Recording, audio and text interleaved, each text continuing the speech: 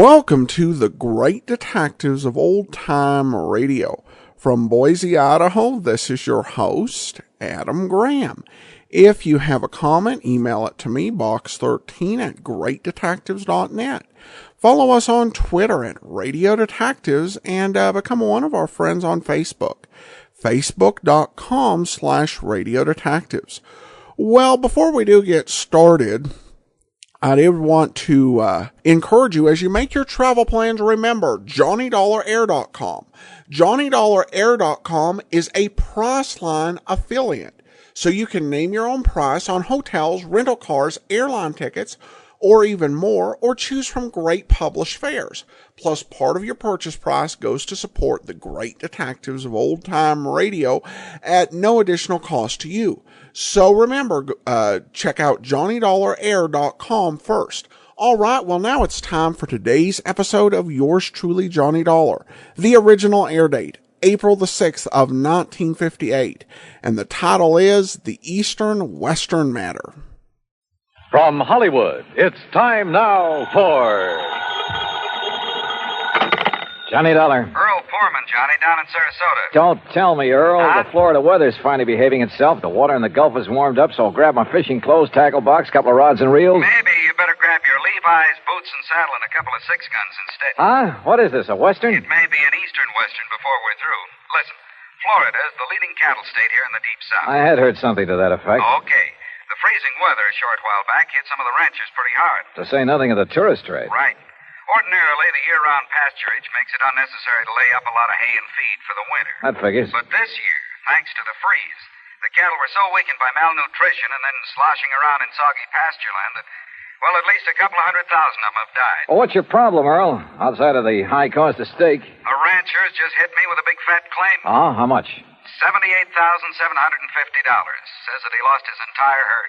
Well, I knew a lot of them had lost quite a few. But the entire herd? Yeah. You coming? I sure am.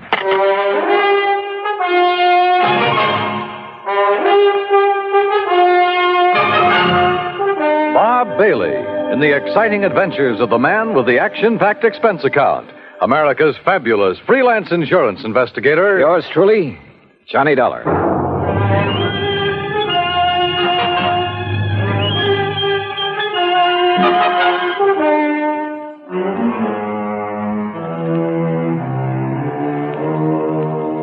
Expense account submitted by Special Investigator Johnny Dollar to the Tri-State Life and Casualty Company, Sarasota, Florida office. Following is an account of expenses incurred during my investigation of the Eastern-Western matter. Expense account item 19480, plane fare and incidentals, Hartford, Connecticut to Sarasota. As I expected, Earl Porman met me at the airport. We headed north on Route 41. 13 miles later at Bradenton, we turned east on 64 after grabbing a late lunch. That's item 2, 575. Then, still traveling eastward, we crossed the Kissimmee River onto a narrow, unimproved road into the swampland. And it struck me that what should have been lush green vegetation in this low, damp country was brown and lifeless. That's what the cold weather did, Johnny. All that grass, that good pasture froze and rotted away. No wonder the cattle haven't been eating well. But didn't I read somewhere they were fed the ruined orange crops? Yes, but that still didn't save a lot of the herds. Losses have been pretty heavy, huh? Yeah, but as I told you over the phone, Trimble is the only one I know of who lost all his steers. That the one who's made the insurance claim? Yeah, Bart Trimble. His fence starts at the next turn in the road. Have you had many claims, Earl? Oh, a few, a month or so ago. Small ones. Not many of these people insure their herds. There. That's where Trimble's place starts. You see it? I saw it all right. Hundreds of acres of wet, brown, dead-looking pasture land. I also saw the steers, hundreds of them, their carcasses lying there rotting in the sun. Or what was left of them. The buzzards had done well. 525 head, Johnny. But surely some of them must have survived. Not according to the claim I received. That's why I called you immediately.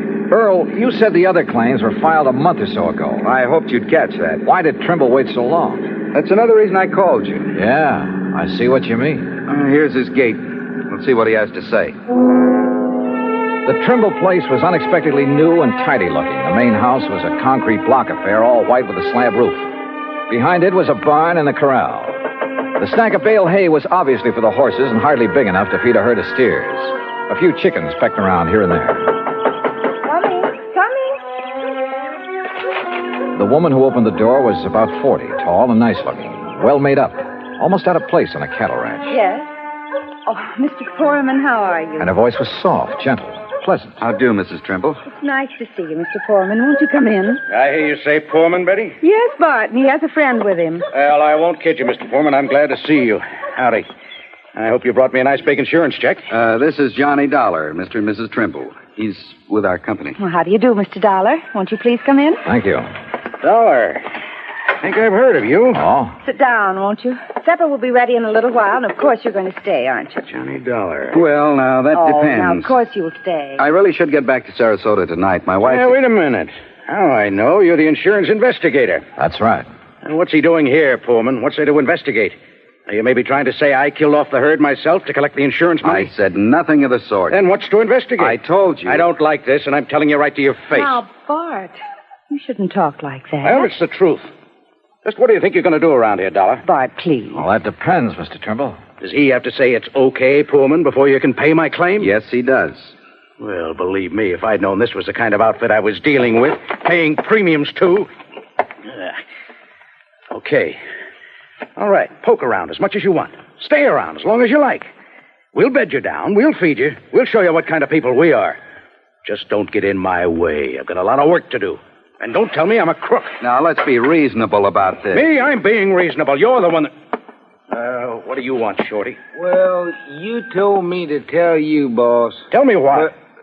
A truck has come to pick up them hides. And help them load them on the truck. Go ahead. You're selling the hides from those animals? I will. Sure. Why not? Oh, we could salvage, that is. Anything wrong with that? Nothing at all. All right. You want horses to snoop around? Help yourself. Saddles are in the barn. But just stay out of my way. Come on, Shorty. Let's get out where the air's nice and clean. Sure, boss. I'm sorry. But Bart's been so upset over losing all those steers. Well, of course, we can't blame him for that. He's been working so hard, trying to save some of the hides and sell the carcasses for fertilizer. Yes, I know. With so many ranchers trying to do the same thing. Why did he wait so long before filing his claim, Mrs. Trimble? Well, because he's been so busy and because he hoped he could salvage something from the herd, I guess. Or because this lapse of time has given the bodies a chance to decompose? What? Has given the buzzards and other scavengers a chance to remove any evidence that maybe those steers were deliberately... Oh, no. Oh, surely you don't think for a minute that my husband would... Where can I find the nearest veterinarian? Well, the vet we use is up in Kissimmee, Okay. But Mr. Dollar, you don't... Well, you can't possibly think... I'll let you know what I think. After a good cow doctor has a look at those animals.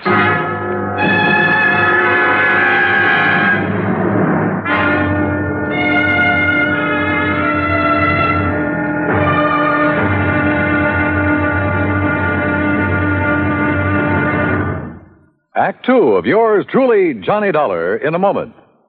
From the halls of Montezuma to the shores of Tripoli is an exciting beginning to a stirring song. It is an historic salutation to the efforts of a valiant group of fighting men. Why is their history glorious? What spurred them on? Patriotism and desire for excitement are sometimes given for reasons, but these are not the answers. The answer is, these were men of vision, men who understood our country's needs. Respect, honor, and prestige are things that go hand in hand with a country's greatness. Major Smedley D. Butler recognized this in the year 1915. At that time, our diplomatic negotiations with Haiti were disrupted by Coco bandits who perilously affected the lives of some United States citizens in Haiti. A contingent of Marines under the command of Major Butler was sent in to bring the bandits under control. Though they were holed up in Fort Liberté, Major Butler found an opening in the wall and led a terrifying charge through the breach that resulted in very dangerous hand-to-hand combat for himself and his men. Amid a furious onslaught of Coco bandits and a hail of enemy bullets, Major Butler succeeded in overcoming the resistance and creating a peaceful atmosphere. His grateful country awarded him the Medal of Honor for bravery, forceful leadership, and action above and beyond the call of duty. The second time he was awarded this high honor. Major Smedley Butler had a code of conduct born of years of devotion and service to the United States of America. And now, Act two of yours truly, Johnny Dollar, and the Eastern-Western Matter.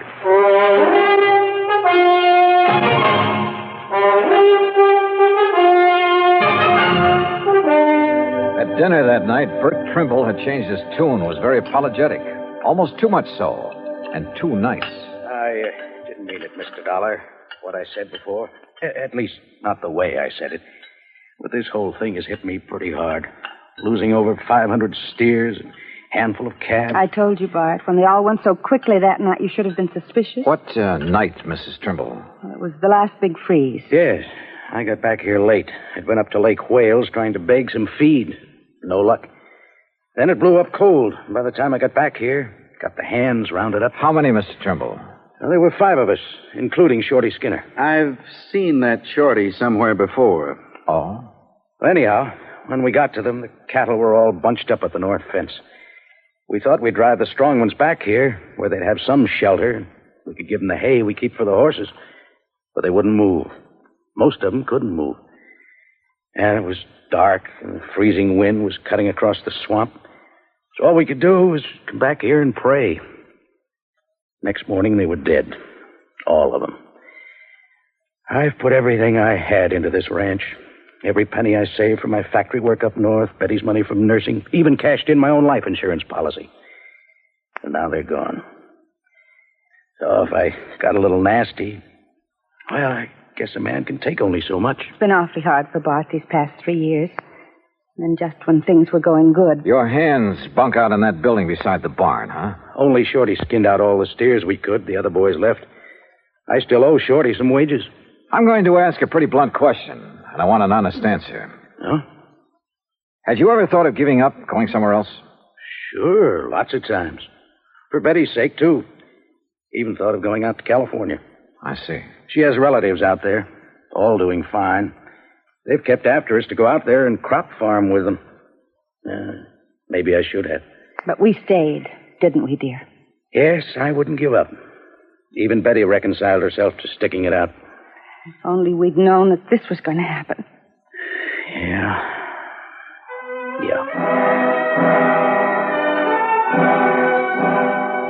We talked on for a couple of hours, but got nowhere, and finally Earl and I plunked into our beds in the guest room. Mine was beside the open window. Now, when Earl Poorman sleeps, he's dead to the world, but he snores mightily. So after throwing a couple of shoes at him, I gave up and managed to drop off with a pillow wrapped around my head. That was a mistake, an almost deadly mistake. Johnny! Johnny, wake up!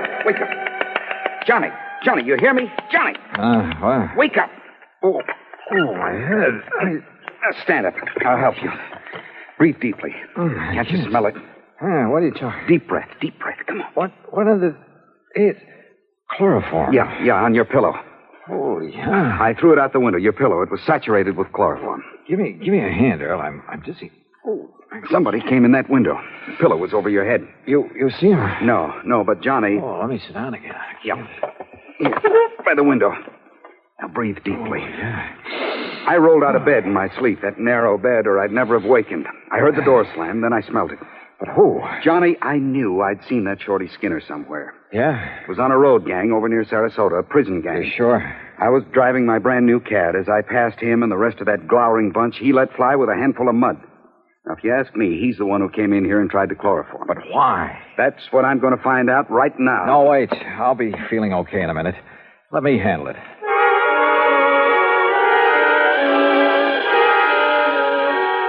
By the time I was able to navigate and get dressed, Mrs. Trimble called us for breakfast. To say the Trimbles were upset over what had happened to me would be an understatement. Breakfast waited while we all went out to the bunkhouse. Shorty was gone. Took what little he owned with him, too. Has either of you any idea why he'd attacked me? Good heavens, no. But I never did really trust that man. He was such a sneaky-looking... like a little rat. Yet he was the only one who stayed when I couldn't keep their wages up to date. Where would he ever get hold of chloroform? That's the part I don't understand. From the locker, dear. Back in the barn. Huh? You know, the stuff we got to put that old sick mare out of the way. Oh, yes, of course. I think why Shorty did this is pretty obvious, Johnny. Yeah? He was afraid you'd find out what and who killed off this herd. Bart, look. Here, Betty. The note on top of this bunk. Here, let me see it. What's it say, Johnny? I'm tired working for no pay. I will leave you know where to send my pay when you collect on that there insurance. Shorty. Shorty Skinner. The crazy fool. Wanted his money. He knew I had none, but I could collect plenty on the insurance if he poisoned my herd. Oh, was it poison, Trimble? What? You didn't seem to think so before, but now that you have somebody to pin it on... No. Now you seem pretty sure of it. Mr. Dollar. No, Johnny, it must have been Shorty. Maybe not. When the vet arrives, if he decides the herd was poisoned, okay, we'll take it from there. Act 3 of yours truly, Johnny Dollar, in a moment. Our flag now numbers 50 stars, and behind each star there stands yet another flag, representing one of the 50 states. Wyoming's state flag pays homage to the monarch of the Great Plains, the bison, or buffalo as we call him. Set over the bison is the Great Seal of Wyoming, almost as a brand. The red on the flag's border represents the Indians who knew and loved the country long before white settlers arrived. It also represents the red blood of the pioneers who gave their lives in reclaiming the soil. The red, white, and blue border of the flag indicates Wyoming's oneness with the Union. Wyoming's state flag, the flag of the 44th state to enter the Union, was adopted on January 31st, 1917. And now, Act 3 of yours truly, Johnny Dollar, and the Eastern-Western matter. The veterinarian arrived from Kissimmee. He, Bart Trimble, Earl Poorman, and I rode out on horseback to inspect the dead cattle. As I had anticipated, the vet made it plain that the bodies were too far decomposed for him to tell anything. Until, that is, he noticed a pale purplish line around the inside edge of a watering trough at a far corner of the fence. Whoever used it didn't realize that it'd leave this telltale ring around the trough. Used what, Doctor? Well, let me scrape off a little, make sure. You think it's a poison, Doc? If I can taste it without getting enough to hurt me. Ooh. Well? Yeah, no doubt about it. Phenotic acid. That's what killed the herd? Yeah, beyond a shadow of a doubt. That's not a very well-known poison, Doctor. I know. It's used almost entirely in laboratory experimentation. I remember it well from my college days.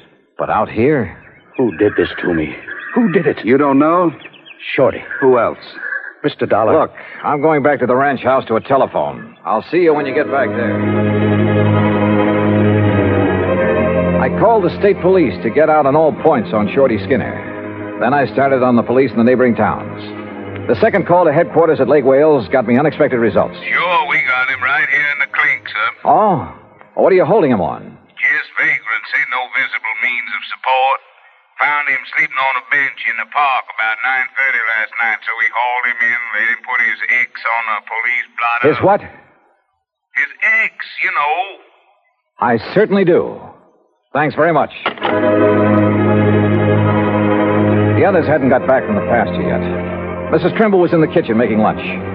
Quietly as possible, I sneaked into their bedroom. Carefully hidden in a desk, I found a lot of letters from the relatives in California. Letters urging that they give up the ranch, do something, anything, to get the money out of it and move to California. Those letters were addressed to only one of the Trimbles. They were addressed to... And then I saw it, neatly framed on the wall, a diploma. A diploma from the famous Lippenwall School of... Why, Mr. Dollar, what are you doing? Mrs. Trimble, I found out that Shorty Skinner has served time. Shorty? At least to the extent of working on a road gang. What for, I don't know. Then he is a criminal. Then there's no question about who poisoned the herd. Oh? You know about the vet's findings? That they were poisoned? Well, no. No, but I thought it was understood. A lot of things have been understood. Wrong things. Did Shorty give you a home address when he came to work here? Yes. Yes, he did. Do you think he'd go there after what I'd like he's to done? see it, please. It's here in this top drawer. Yes, here. That's not his writing. No, that's mine. You see, Shorty can't write. Oh? So he couldn't have written this note you found in his bunk. But who... But look at it. Doesn't that curly Q on the letter T look like the one here when you wrote his address? And how about this capital I? Good heavens, Mr. Dollar. Friends who wanted you to go to California, and you wanted to go. Of course. But as Bart told us, you reconciled yourself to staying here, apparently. I did. I did stay here, even though I wasn't happy. And the big freeze gave you a chance to kill off the herd, collect a lot of insurance money, and get away with it. You thought. Mr. Dollar, how dare you? The method? A little-known poison you'd learned about back in the Lippenwall School of Nursing. No. But you hadn't expected me here to investigate, so you had to get rid of me. How? As a nurse, you knew all about chloroform. Look, Mr. Dollar... It was a natural, with me sleeping with my head on the pillow, and you knew that Earl was a sound sleeper. He's been here before. And who'd get blamed? Shorty, because he'd left. Only Shorty had left long before that. What? He was picked up in Lake Wales at 9:30 last night. What? Well, then, no, listen. You killed the herd. You tried to kill me. Is that true, Betty? Bart. Tell me. Is it? Yes. Yes, it's true. You know how I hated this place. This horrible, miserable cattle ranch. This living out in this godforsaken wilderness. Betty. Well, you wouldn't do anything about it, so I did. Oh, good Lord. But I failed. But I failed.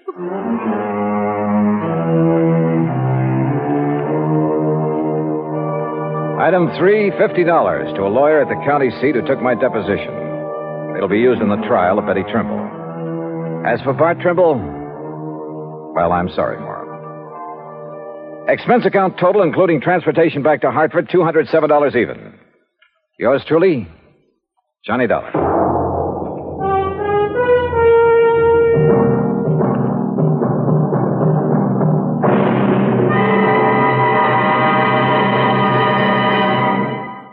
Our star will return in just a moment.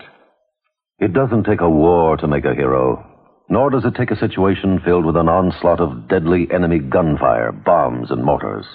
It takes a man to make a hero, and a man's qualities of greatness are based on his code of conduct. It serves him in peace as well as war. In August 1916, when the United States was still at peace with the rest of the world, part of our fleet was anchored off Santo Domingo City. The USS Memphis was in danger of total destruction from a hurricane. Only the efficient operation of the engines and boilers could get her out of the critical area. Lieutenant Claude A. Jones was senior engineering officer aboard. In rapid succession, boilers and steam pipes began bursting about him, scalding him with clouds of steam. Thousands of tons of water came down on him. In complete darkness, Lieutenant Jones nobly remained at his post as long as the engines would turn over. His supreme unselfish heroism inspired the men with him. When the boilers exploded, Jones, with 2 men, rushed into the fire rooms and rescued the men trapped there. In the face of death by drowning, burning, or suffocation from the scalding steam, Lieutenant Claude Jones performed a heroic feat because he felt it was his duty to do what he did. He earned the Medal of Honor because he had a code of conduct that served him well. Now, here is our star to tell you about next week's story. Next week, 1 honest woman, 2 honest men. Yet $100,000 was gone. Fact. Join us, won't you? Yours truly, Johnny Dollar.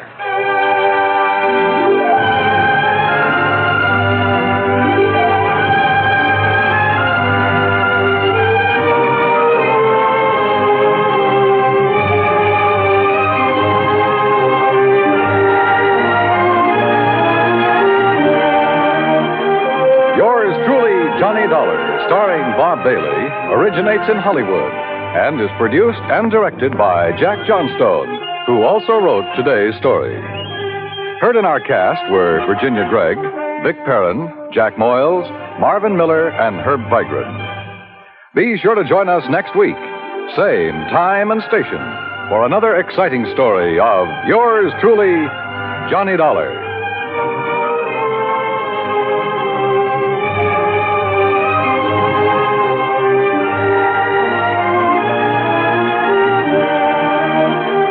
This is Dan Cubberly speaking.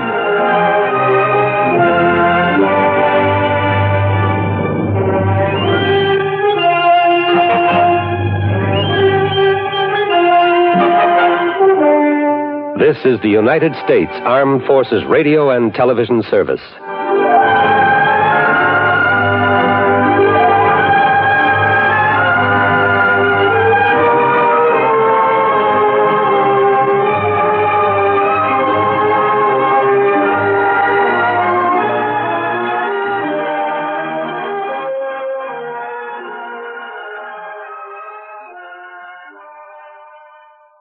Welcome back. Well, this is actually the second time in recent months that Jack Johnstone has used a situation where someone is framed for and they're illiterate, which gives the game away. And I guess the moral of the show, what it's trying to teach us, is if you're going to frame someone, don't frame someone who can't read. Seriously, I did like the background of the cattle ranching in Florida. It's not somewhere where you would typically think of cattle ranching as part of Florida agriculture. You know, if you say Florida agriculture, I'm honestly just going to automatically think oranges. But cattle is still a big part of Florida's economy. In fact, it still ranks 12th in the nation in the number of beef cows, and it's home to 4 of America's 10 largest cow-calf operations. So it is still a very big part of their economy, but it's definitely a different Florida you get in old-time radio. The state was definitely changing. Florida's population actually during the 1950s increased 78.7%. Really, the population growth that is continued to this day, because at the start of 1950, only 2.7 million people lived in Florida. 2010 census, that totals was up to 18.8 million people. That's changed. One of the big reasons for that, of course, is the increasing availability of air conditioning, which makes Florida a lot more tolerable to live in, and has made it so that more people are able to enjoy so much of the great recreational and weather opportunities that state provides. But it's nice to get a look at some different aspects of Florida. All right, well, that will actually do it for today. We will be back tomorrow with Dragnet, and then join us back again next Friday for another episode of yours truly, Johnny Dollar. In the meantime, send your comments, box 13 at greatdetectives.net. Follow us on Twitter at Radio Detectives and become one of our friends on Facebook.